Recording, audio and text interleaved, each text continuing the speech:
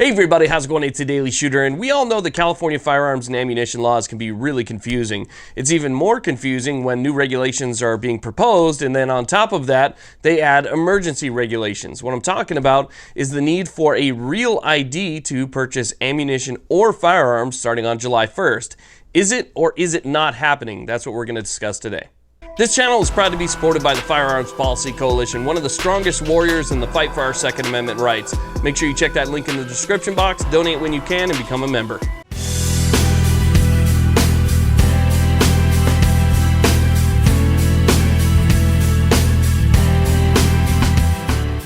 Okay, so let's go ahead and first get started by talking about this real ID. There are a lot of us out there who have not had to visit the DMV in quite a while, so I assume that there's many of you out there who don't even know that the real ID is even a thing. You probably think that the driver's license that's in your wallet is a real ID when apparently it's not. And the real ID is going to become a very important card in the future. As a matter of fact, I believe as early as 2020, you're going to need a real ID in order to board a plane. So let me go ahead and explain the two different cards that you can get if you were to go to the DMV today, whether to renew your license or to just get a new license.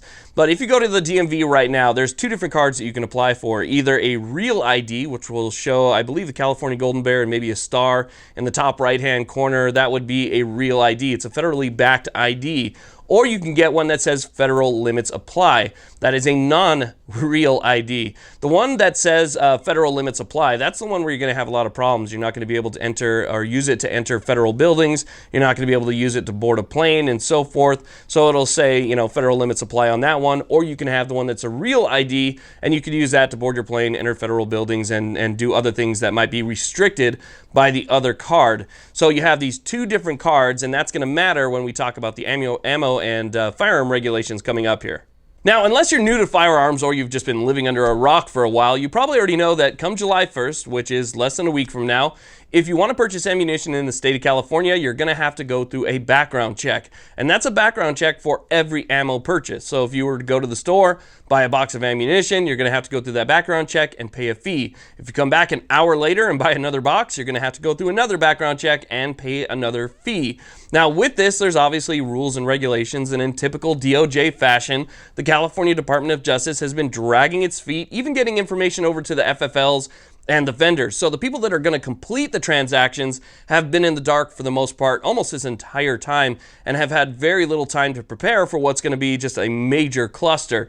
So with this going on, there's obviously a lot of confusion. To add to that confusion, there were emergency regulations that were put forth that said that you'd be required to have a real ID in order to go through that background check.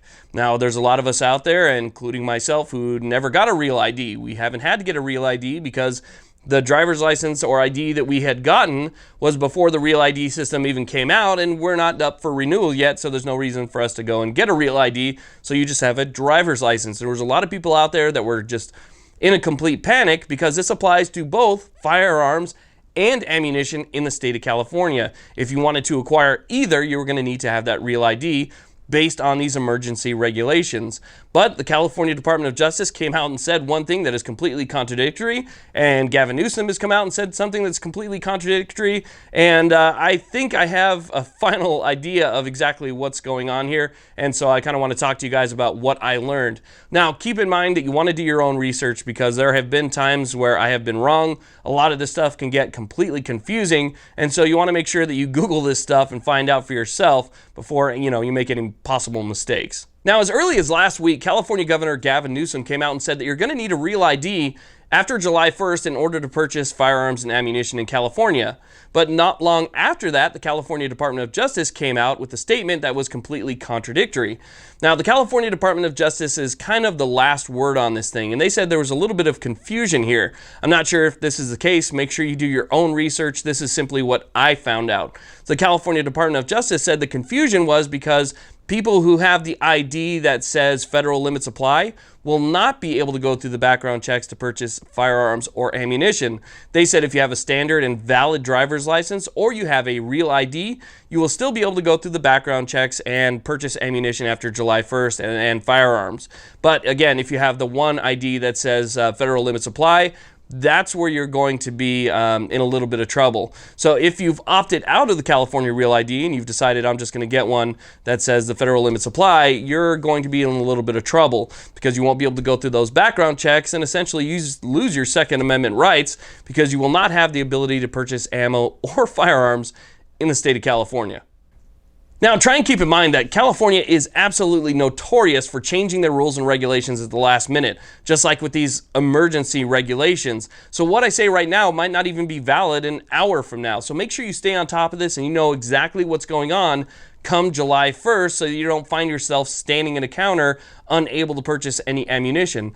LAX Ammunition, which is a very popular ammunition vendor in Southern California at least, says they only have 2 more days where they'll actually ship ammunition to a vendor for you. There's a lot of outside ammunition sellers that won't send it into California anymore because they're a little bit worried that they might not meet that deadline for a background check. And so you want to stay on top of who's got it, where you can get it, how you can get it, whether or not it's legal to get it, and how and why. And it's a lot, I understand. But if you're somebody who buys ammunition on the regular like myself, then that's definitely something that you want to pay attention to. This is gun control at its finest, people. This is something that was voted in by California. Okay, so the California citizens themselves went to the ballot box and voted for this stuff. Even though it's unconstitutional and should be completely invalid, you shouldn't be able to vote your constitutional rights away. We have a document. That document is solid and steady, and the simple vote of a majority cannot overrun that document itself unless the document itself is changed or amended. So this is definitely unconstitutional. It is gun control. California has made it difficult for you to acquire firearms, and now they're making it difficult for you to acquire ammunition. So you want to stay on top of it, and you want to fight back. You want to donate to the groups like the Firearms Policy Coalition, who sponsors this channel, and you want to donate to any other group that might be out there for the fight as well. You know, there are a lot of groups that are out there right now with lawsuits. These are the guys with the lawyers. These are the guys that spend time up there actually fighting back against this stuff. You need to be a member wherever you can be a member and donate whenever you can, because it's the only way we're going to get this stuff overturned. I'm not a lawyer. Most of you out there aren't lawyers. And so, you know, we're limited as to how we can fight back against this stuff. But again, this is gun control at its finest. They are trying to strip us of our Second Amendment rights completely. California spreads. You guys know that.